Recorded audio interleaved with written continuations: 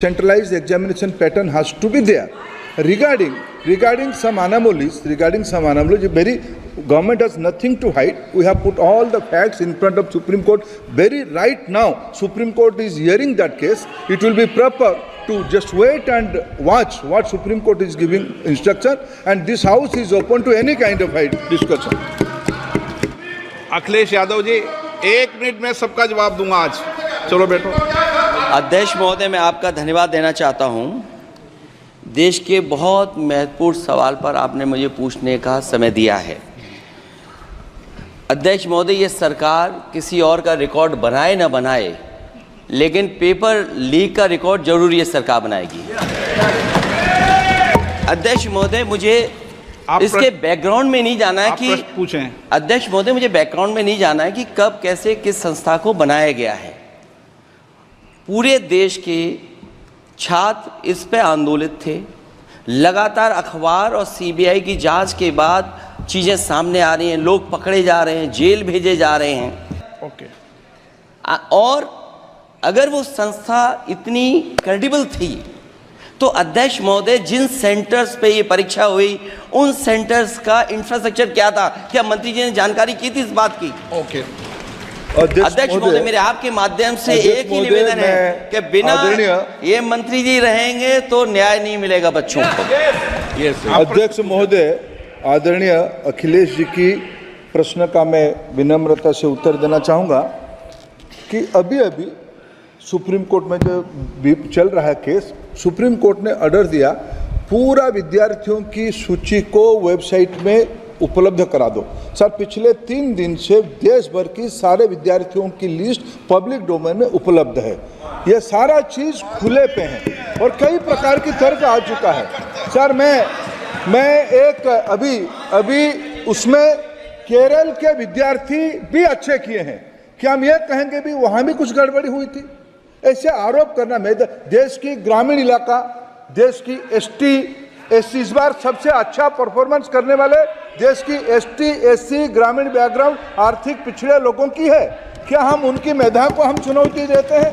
और बाकी रहा क्वेश्चन पेपर लीक की, सर मैं शुरू से मेरा एक स्टैंड रहा राजनीति नहीं करना, लेकिन अखिलेश जी जब वहाँ दायित्व में थे उस सुबह की सर सारे सूची है कितने बार उत्तर प्रदेश में क्वेश्चन पेपर लीक हुए हैं। माननीय एक मिनट प्लीज, एक मिनट।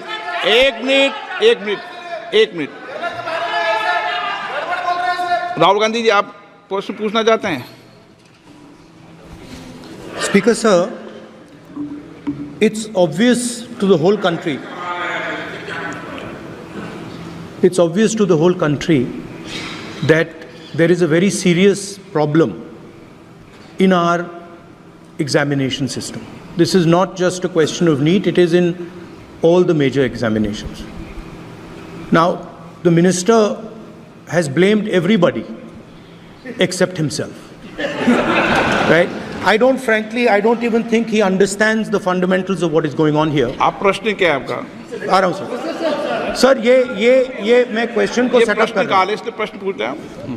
ये the issue is that there are millions of students in this country who are extremely concerned at what is going on and who are convinced that the Indian examination system is a fraud.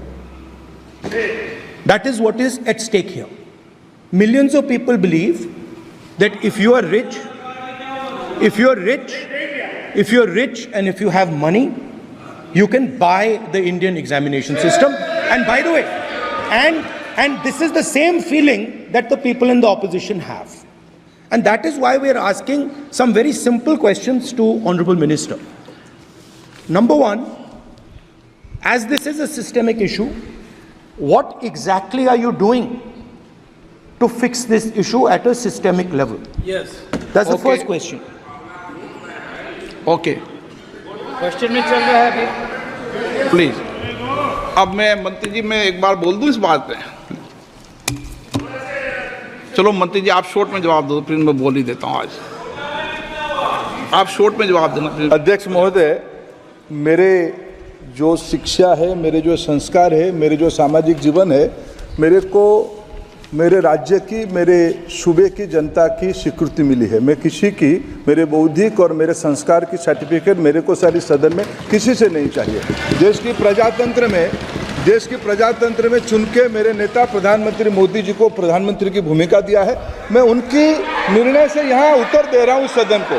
बाकी ये कहना चिल्लाने से सच झूठ नहीं हो जाएगा साहब। ये जो कहा गया देश की अभी की एग्जामिनेशन सिस्टम रबिश है सर, इससे दुर्भाग्यजनक बयान देश की नेता प्रतिपक्ष का कुछ नहीं हो सकता है सर। मैं कठोर शब्द से इसको निंदा करता हूं। बाकी रहा, मैं सर आपके सामने, आपके माध्यम से देश के सामने सर एक तथ्य रखता हूं सर। जिन्होंने रिमोट से सरकारें चलाई है, 2010 में 3 बिल आया था सर शिक्षा सुधार के लिए। उन्हीं की पार्टी के नेता आदरणीय कपिल सिब्बल साहब 3 बिल लाए थे। उसमें से एक बिल था एजुकेशन, उसमें एक बिल था prohibition of unfair practice bill 2010, जिसकी उद्देश्य एजुकेशन इंस्टीट्यूशन में माल प्रैक्टिस को बंद करना। सर मेरे सरकार की हिम्मत है, अभी हमने पब्लिक एग्जामिनेशन की रेगुलरिटीज में बिल लाए, कानून बनाए। क्या मजबूरी था कांग्रेस पार्टी की, क्या मजबूरी था नेता प्रतिपक्ष की? उन्होंने उस बिल को उल्टा किया, किसके दबाव में उल्टा किया? क्या निजी मेडिकल कॉलेज की दबाव में, उनकी घूसखोरी की दबाव में उन्होंने उस बिल को उल्टा किया था? सच सुनने की सामने नहीं है। ये मैं किसी की विद्वता पे प्रश्न नहीं उठाता हूं, लेकिन सच 2010 में शिक्षा सुधार की बिल उन्हीं की सरकार ने लाया था, दबाव में उन्होंने उल्टा किया। ये हमको प्रश्न पूछते हैं। एक मिनट प्लीज, मैं सबको मौका दिया, सबको मौका दूंगा।